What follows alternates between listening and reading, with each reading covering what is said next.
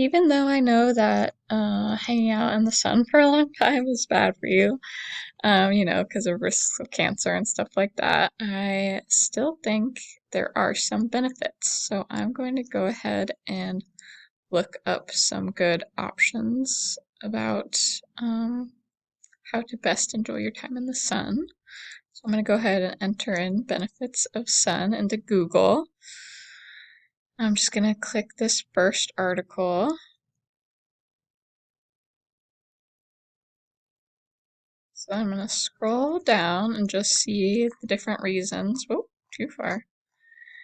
And I'll see the different reasons that getting at least a good amount of sunshine is good for you.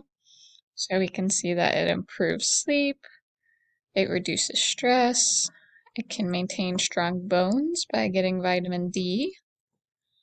Looks like it can help keep the weight off. It can even strengthen your immune system and fight off depression.